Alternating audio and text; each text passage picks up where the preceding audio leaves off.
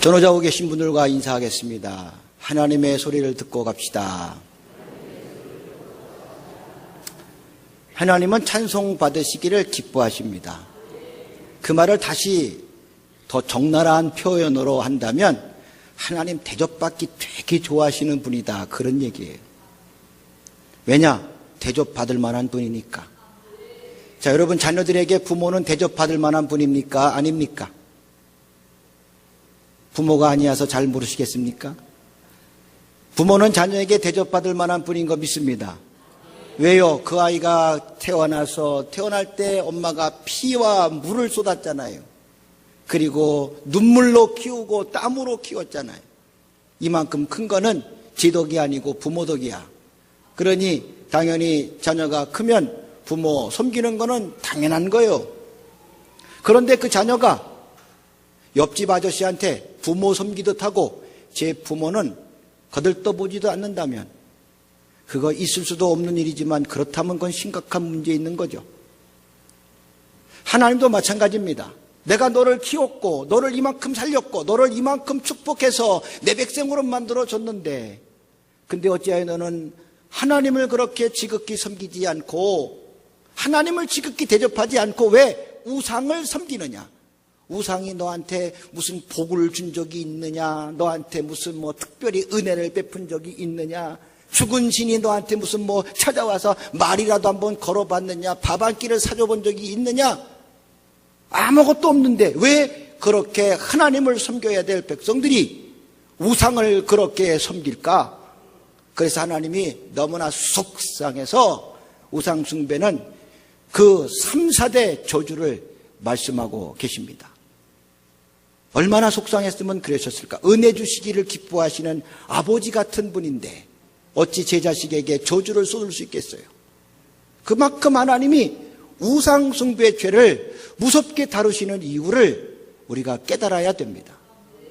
하나님은 내가 이 백성을 지었는데 이 백성을 왜 지었느냐? 이 백성을 지은 목적도 이렇게 돼 있어요. 나를 찬송하게 하려 합니다. 말하자면 내가 오늘 너를 이 땅에 살려둔 거는 하나님 대접 잘하라고 살린 거예요. 건강 있습니까? 돈이 있습니까? 가진 거 있습니까? 뭔가 남들보다 가진 것이 있다면 그거 괜히 준 게 아니야. 하나님 잘 섬기라고 하나님 대접 잘하라고 주신 축복인 줄로 믿으시기 바라요. 오늘 내가 존재하는 목적, 내가 건강하게 사는 이유도 거기에 있어요. 그게 없다면 하나님에게 나 존재는 무의미한 거예요. 여러분, 하나님께 무의미한 존재가 아니라 꼭 있어야 될 하나님의 사람이 되기를 주님의 이름으로 간절히 축원합니다. 이제 하나님이 너무나 대접을 받기 싶어가지고 이 백성들한테 대접을 받아야 할 자리를 하나 만들어 놨어요. 그게 바로 광야 시대의 성막을 말합니다. 그런데요, 여러분, 참 재밌는 거는 창조의 사건은요, 하나님이 6일 동안 하셨어. 6일 동안. 성경상 얘기야. 과학적인 거 얘기 말고 성경상 얘기요. 창조는 6일 만에 하셨는데 성막은 1년 동안 했어. 하나님이 보실 때는요, 천지를 지으시는 것보다 하나님께 예배하는 자리를 만드시는 그 자리가, 그것이 더 심혈을 기울이고 신경을 쏟았다는 사실을 보여줍니다. 성경에도요, 창조에 관한 얘기는 창세기 1장, 2장 전반부까지예요. 2장 전체를 친다 치더라도 2장밖에 안 되는데 성막을 만드는 얘기를 할당한 분량은요, 출애굽기 21장 이후에 40장까지, 민수기에도 몇 개 나오고, 그러고 보면 성막을 짓는데 할애된 성경 분량은 창세기 창조서라보다도 10배 이상의 분량을 차지하고 있다는 거. 그만큼 하나님께 예배드리고 하나님을 섬기고 하나님을 대접하는 자리에 하나님이 신경을 굉장히 쓰고 계시다는 뜻이고, 그 말은 니디가 나를 이렇게 잘 대접해야 된다, 그런 뜻이기도 합니다. 광야 시대의 성막이 이렇게 이제 잘 운반이 되면서 광야 시대를 마무리합니다. 그리고 나서 이제 가나안 정착 시대에 들어갑니다. 그 성막이 이제 실로 어딘가에 이렇게 정착이 돼서 하나님께 예배하는 자리로 됐습니다. 그런데 다윗이라는 임금이 가만히 생각해 보니까 나는 이 고대 궁궐에서 사는데 우리 하나님의 집이 너무나 초라해. 나는 좋은 집에 사는데 하나님의 집이 너무나 초라하니 하나님을 위해서 내가 멋있는 집을 하나 지어드려야 되겠다. 다윗의 마음이 너무나 가상하죠. 나는 좋은 집에 사는데 하나님은 천한 집에 천막에 사니까. 성막이라는 게 텐트 아닙니까? 텐트에 살지, 자기는 좋은 고대궁궐에 살지. 너무 하나님께 죄송한 거야. 그래서 하나님을 위해서 좋은 집을 지어드려야 되겠다 해서 다윗이 돈도 준비하고 재료도 준비하고 기술자도 준비해서 이제 건축해라 명령만 떨어지면 일사천리로 건축이 잘 진행되게끔 돼 있는데, 갑자기 하나님이 뭐라고 말씀하시냐면, 야 다윗아, 너는 전쟁터에 나가서 너무나 많은 사람을 죽였잖니. 네 손에 피가 너무 많이 묻었으니 사람 죽인 그 손으로 하나님의 거룩한 성전을 짓는다는 것은 그건 마땅치가 않으니 너는 성전을 짓는 일을 하지 말고 네 다음 때에다 넘겨라 하시는 바람에, 다윗은 하나님을 위해서 좋은 집을 지어드리고 싶은 마음을 접어야 했고, 그래서 그 아들 솔로몬이라는 사람의 이름은 평화라는 말이에요. 평화. 싸움은 안 하는 거요. 늘 평화로웠다는 그런 얘기죠. 샬롬에서 나온 말이요. 솔로몬이라는 말이. 그래서 평화의 임금으로 그 다윗의 아들로 이스라엘의 왕이 된 솔로몬의 성전을 지어요. 그 성전을 얼마나 화려하게 졌는지, 얼마나 웅장하게 졌는지, 얼마나 멋들어지게 졌는지 굉장하게 잘 졌어요. 이방의 임금들이 성전을 구경하러 와가지고는 감복을 하는 거예요. 어쩌면 이렇게 성전을 잘 지을 수가 있을까?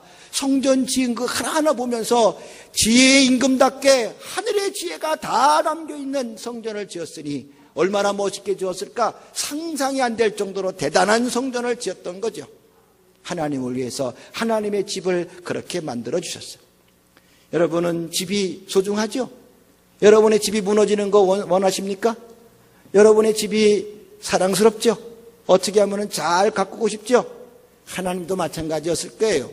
그렇게 멋들어지게 진 성전에서 하나님은 축복하십니다.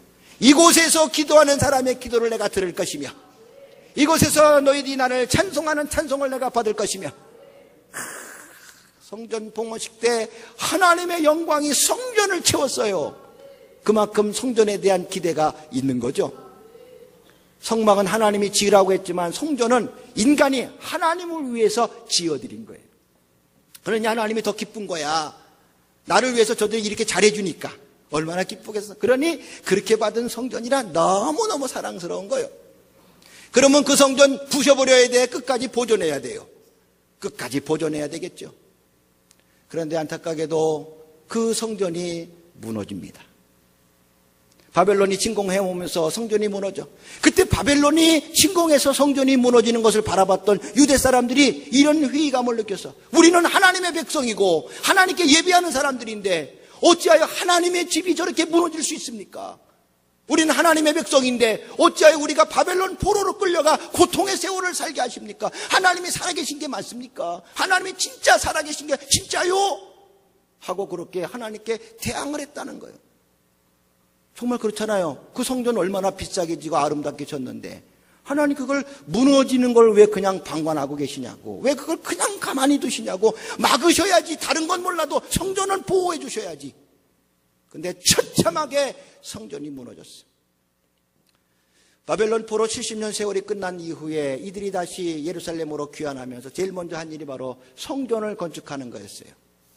뭐 가난한 사람들이죠. 뭐 이제 저 바벨론에 살다가 이렇게 이주해 왔으니 이제 기반도 없는 거고 가진 것도 지으려면 자기 집 먼저 져야지 성전 지을 여력이 없는 그런 상태인데 성전을 져야 되는 그런 상황이 됐어요.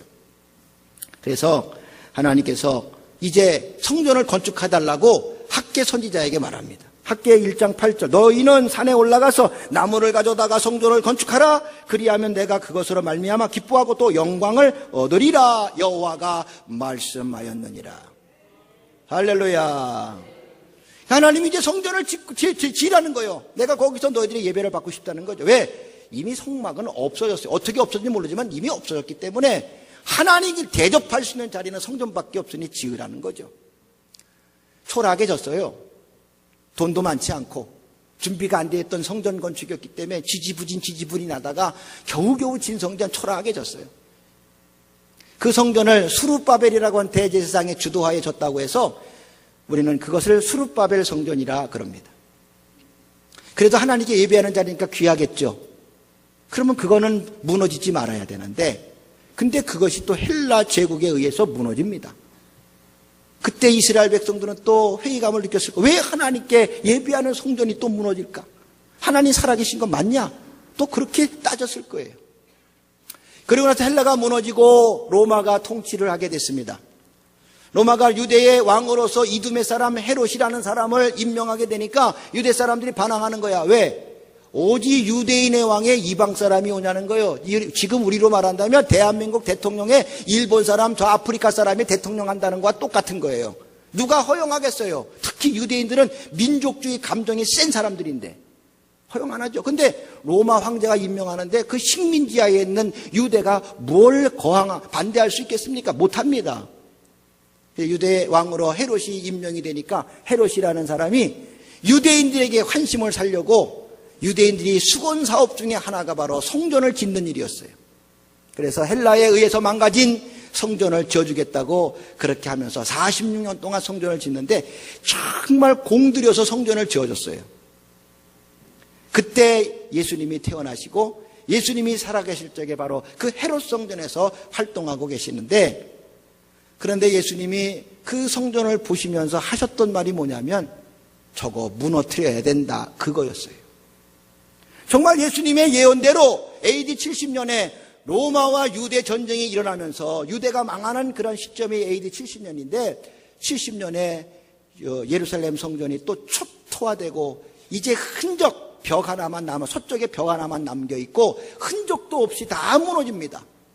그리고 1900년 세월 동안 지금이 이르기까지 예루살렘에는 성전이 세워지지 않은 채 거기에는 엉뚱하게도 이슬람 사원이 우뚝 세워져 있는 상태가 지금 예루살렘 성전의 모습입니다. 하나님이 사랑하고 하나님께 예배하고 하나님을 대접하는 그 자리, 거룩한 성전이 왜 역사 속에서 3번이나 무너졌으며 지금도 성전은 건축되고 있지 않을까? 이유가 있을 거예요. 성전이 무너진 이유 간단합니다. 더 이상 성전이 아니기 때문입니다. 오늘 본문에 바로 그 얘기를 우리에게 주고 있습니다. 오늘 본문의 얘기는 예레미야 선지자에게 유다 백성들을 향해서 복음을 전하라고 하나님의 말씀이 임하셨어요. 오늘 본문 1절 말씀 보면 여호와께로부터 예레미야에게 말씀이 임하니라 이르시되, 예레미야는 제사장 힐기야의 아들로서 제사장의 역할을 하는 사람입니다. 제사를 중요하게 생각하는 사람, 예배를 소중히 생각하는 사람이에요. 근데 그 사람이 예배를 인도하고 제사를 인도해야 될 사람인데 선지자 노릇을 하게끔 하나님의 말씀이 감동이 됐다는 거예요.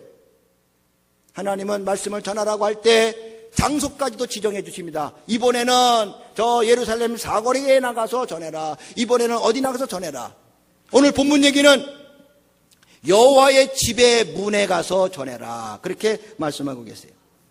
2절 말씀, 너는 여호와의 집 문에 서서 이 말을 선포하여 이르기를, 여호와께 예배하러 이 문으로 들어가는 유다 사람들아, 여호와의 말씀을 들으라. 여호와의 문, 성전문을 말하죠. 왜 성전문에서 얘기할까? 예배하러 오는 사람에게 얘기를 해야 되기 때문에 그랬다는 거죠. 지금 우리로 친다면 오늘 3부 예배 드리러 오시기 위해서 예배 정문에 들어오는 사람들에게 선지자가 지금 말하고 있는 거예요. 그래서 예배 드리러 오는 사람에게 전할 말이 있어서 얘기하는 거예요. 자, 그러면 뭐라고 전했는가? 3절, 만군의 여호와 이스라엘 하나님께서 이와 같이 말씀하시되 너희 길과 행위를 바르게 하라. 그리하면 내가 너희로 이곳에 살게 하리라. 제 예배하러 오는 사람들에게 하나님이 뭐라고 말씀하시냐면은 너희 길과 행위를 바르게 하라는 거예요. 길과 행위를 바르게 하라는 얘기는 누가 들어야 되냐면 깡패나 들어야 될 소리야. 도둑놈들이나 들어야 될 소리요. 쌈꾼들이나 들어야 될 소리요. 그 소리는 예배하러 오는 사람이 들을 소리가 아니에요. 왜? 예배하러 오는 사람은 거룩한 백성, 하나님의 백성, 하나님의 말씀대로 살다가 몸부림치면서 의롭게 거룩하게 바르게 살려고 노력했던 사람들이 하나님의 거룩한 성전 예배하러 오는 사람들이지. 강도짓이나 하고 쌈이나 하고 서로 이렇게 도둑질이나 하고 사기나 쳐 먹으면서 사는 사람이 예배로 온다는 거는 이게 상식적으로 일단 안 맞는 얘기라 그런 얘기입니다. 이해가 되시죠? 예배하러 오는 사람에겐 뭐라고 말해야 되냐면은 참으로 당신 예배하는 모습이 아름답습니다. 당신 오늘 하나님께 정말 예배 드릴 때 하나님이 기뻐 받으실 거예요. 당신의 예배하는 모습 보면 하나님이 너무 좋아하실 것 같아요. 당신이 지난날 그렇게 하나님 앞에 충성하게 예배했던 모습들이 너무너무 빛나고 아름다워요. 당신은 하늘에서 해처럼 빛날 것입니다. 예배로 오는 사람들한테는 그렇게 얘기하는 게 맞아요. 지금 오늘 하나님이 예배로 오는 그 사람에게 주는 말은 깡패 속으로에 들어가는 사람들에게 하는 얘기야. 깡패 집단들이 깡패 속으로에 들어가는 그 사람들한테 너희들 똑바로 살아라, 너희들 바로 살아라, 하나님이 그렇게 말씀하셨다.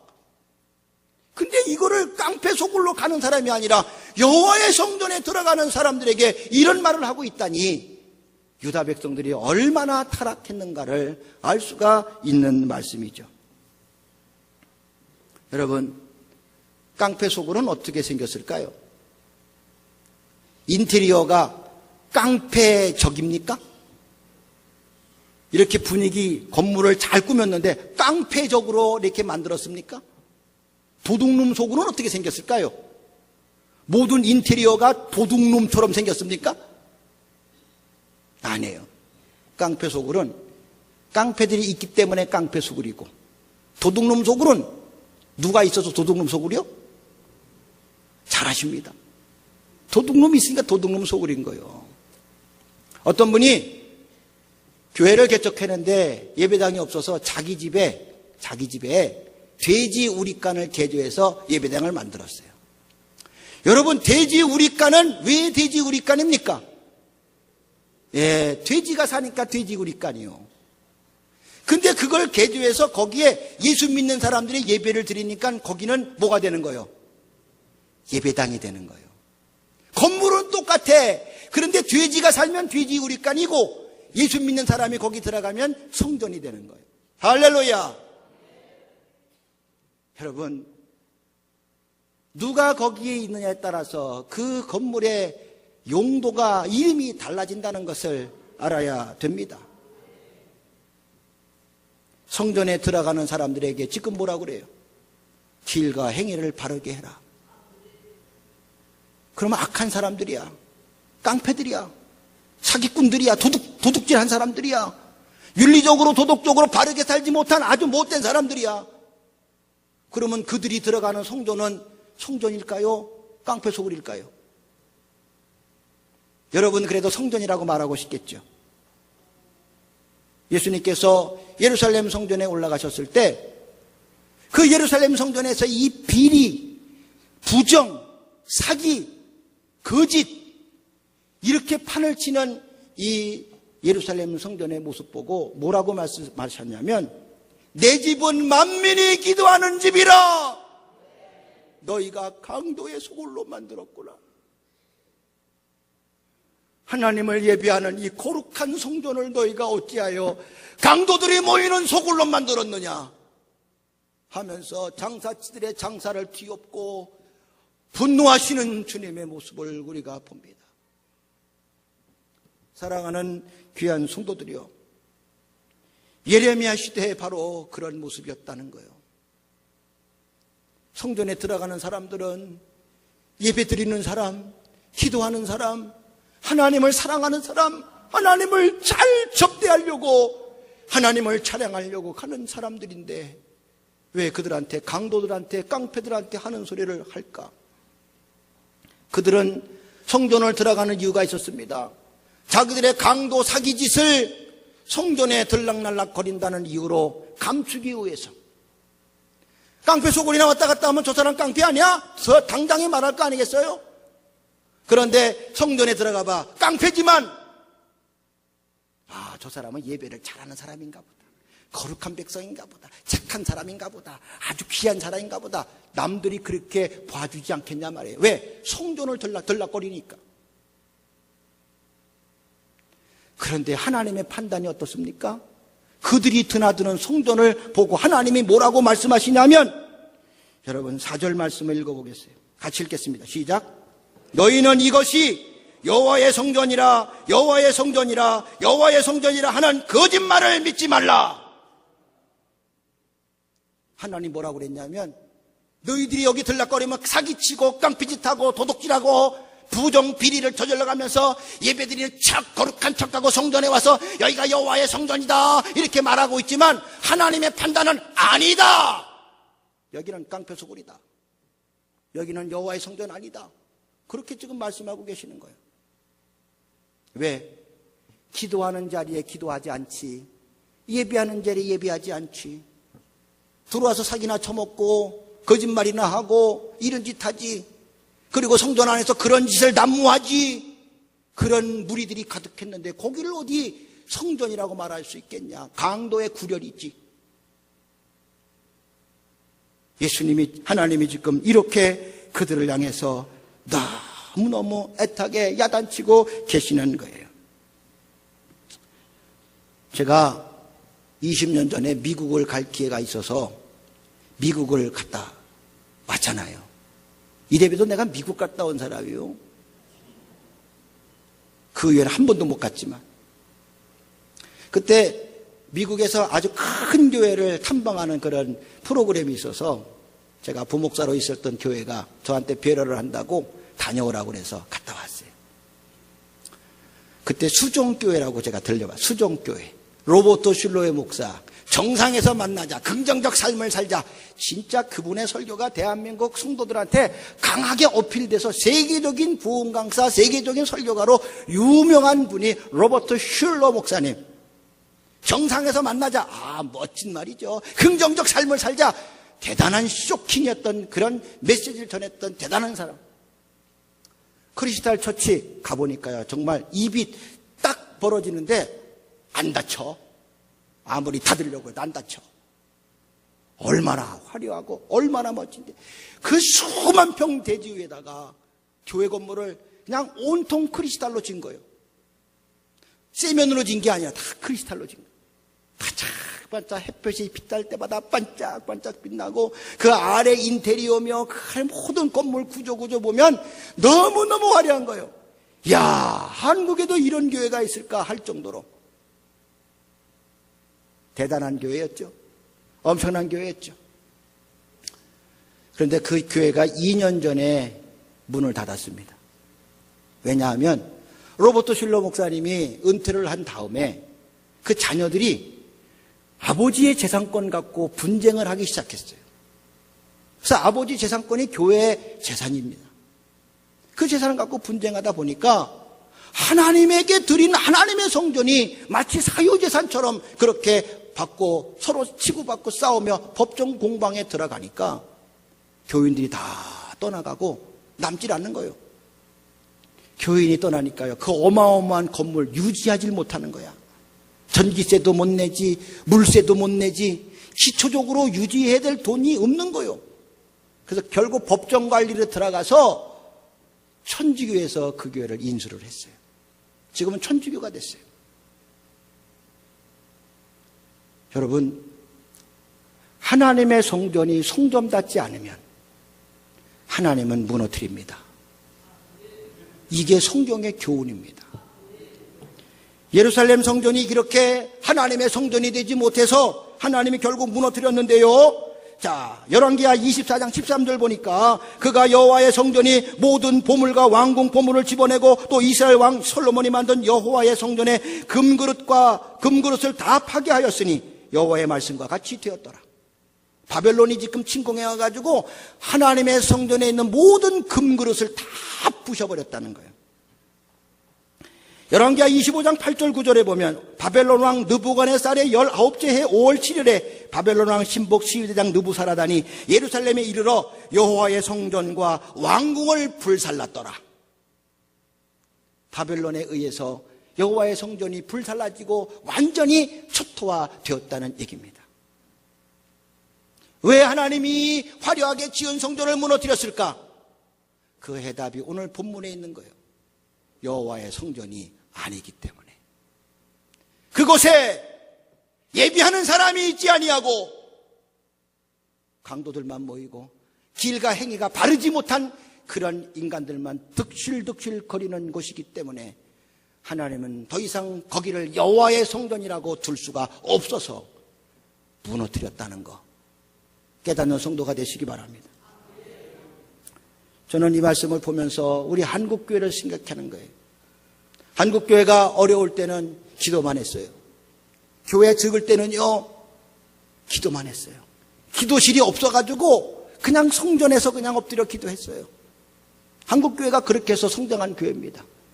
그리고 하나님이 축복하셔서 돈도 많아지고 교인도 많아지니까 이렇게 웅장한 그 성전을 짓는 거예요. 3천억을 들여서 성전을 짓다는 거, 한국교회 그 당시 생각도 못할 어마어마한 일입니다. 그러면서 교회 안에 이런 시설이 들어옵니다. 카페가 들어옵니다. 지금 교회에, 큰 교회들은 말이죠, 카페를 전문적으로 운영을 해요. 일반 시중의 카페보다도 더 잘 해놨어요. 그리고 사람들이 매일 득실득실 거려. 왜냐? 일반 카페는요, 커피 한 잔에 8,000원이야. 스타버그인가? 버그스타인가 뭔가 거기서 파는 커피는요, 8,000원인가 10,000원이야. 근데 교회에서 하는 커피는요, 맛도 좋은데 2,000원 밖에 안 해. 어떻게 10,000원 내고 스타벅스 가겠어? 2,000원 내고 교회 카페 가겠어? 어느 때인가 교회 카페에 사람들이 많이 모이기 시작해. 교인들이 기도실을 안 가고 카페로 모이기 시작하는 교회가 되고 있어요. 어느 큰 교회 카페가 있는 교회 집사는요, 기도하러 교회 왔는데 기도하러 올라가다가 옛날 친구를 갑자기 만나는 바람에 만난 김에 얘기나 하자고 카페에 들어가서 수다 떨다가 2시간 수다 떨다가 저녁 시간 돼가지고 집에 그냥 갔대. 기도회로 왔는데 카페에 가서 커피 마시고 집에 간 거예요. 이게 지금 한국교회 실정이란 말이에요. 어느 교회는 또 체육관 시설을 만들어 놔가지고 아예 교회 자체가 체육관처럼 해놨어. 평상시는 체육관, 예배 때는 예배 장소 이렇게 만들어 놨어. 여러 사람들을 불러드리겠다는 의미도 있겠고 많은 사람들에게 이렇게 교회를 개방할 의미도 있지만, 여러분 체육관은요 부평구에서 만들어. 부평구에서 체육관은요 국가에서 만들어줘요. 그러나 교회를 만드는 데는 교회밖에 없어요. 성전 짓는 데는 교회밖에 없어요. 국가에서 체육관 만드는 걸 가지고 왜 교회에서 만들어? 그래서 교회에 오면은 그냥 체육시설, 체육할 활동만 하는 거예요. 이 집은 만민이 기도하는 집이라 애타게 말씀하신 주님의 소리는 뒷전이고, 교회는 기도하는 데가 아니라 탁구 치는데, 축구하는데, 뭐야 또 뭐 있어? 수영장까지 있는 교회가 있어요. 예배 끝나면요, 집사님, 권사님이 다 수영복 입고 말이야, 서로 몸매 쳐다보면서, 어머머머머 해가면서 살짝 쳐다보고 그러는 교회가 생겨요, 지금.